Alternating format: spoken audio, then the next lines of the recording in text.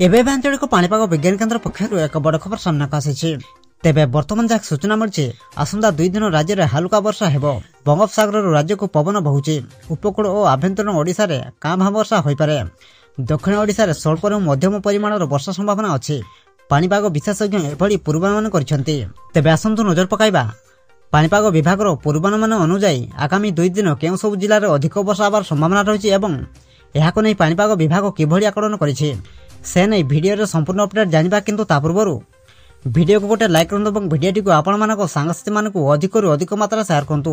जदि हम चैनल आपण प्रथम थर भिडियो देखुचंती चैनल को सब्सक्राइब करी पाखर था बेल आइकन को प्रेस करी ऑल नोटिफिकेशन ऑन कर रखंतु। एवं आपण माने एही भिडियोटी को केउं जिल्ला रु देखुचंती हमको कमेंट माध्यम रे निहाती जणांतु। आंचलिक पाणीपाग विज्ञान केन्द्र रो पूर्वानुमान अनुसार 2 तारिख अर्थात आज उपकूल ओडिशा समेत मालकानगिरी, कोरापुट, रायगड़ा, मयूरभंज और केन्दुझर रे स्वल्परु मध्यम धरणर वर्षा होई पारे। सेहीपरि 3 तारिख रे मालकानगिरी, कोरापुट, नवरंगपुर, रायगड़ा, जगतसिंहपुर, केन्द्रापड़ा, भद्रक, बालेश्वर, मयूरभंज जिले में स्वल्परु मध्यम परिमाणर वर्षा संभावना अछि। आसंता 4 दिन जाए राज्यर राति तापमात्रा अपरिवर्तित रहिबो बोली आकलन कर जायछि। पाणीपाग विशेषज्ञ डॉक्टर शरत साहू कहिसंती आसंता 6 तारिख जाए पाग कोहला रहिबो। उपकूल, आभ्यंतरण और दक्षिण ओडिशा रे सकाळ और संध्या समय वर्षा होबार संभावना अधिक रहिछि। दक्षिण ओडिशा रे झिपिझिपि वर्षा लागि रहिबो बोली से कहिसंती।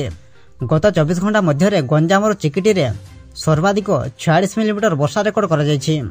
केन्दुझर चंपुआ रे 20.8 मिलीमीटर, देवगढ़ रियामाड़ रे 18 मिलीमीटर, कंधमाड़ कलिंगा रे 18 मिलीमीटर, मयूरभंज जसीपुर रे 17.2 मिलीमीटर, गंजाम छतरपुर रे 16.6 मिलीमीटर, केन्दुझर जोड़ा और गंजाम रे 15.4 मिलीमीटर, संबलपुर जुजुमरा रे 15.3 मिलीमीटर, आठमल्लिक रे 15.2 मिलीमीटर, हिंदड़ा और छेंडीपदा रे 14.2 मिलीमीटर वर्षा होइछि।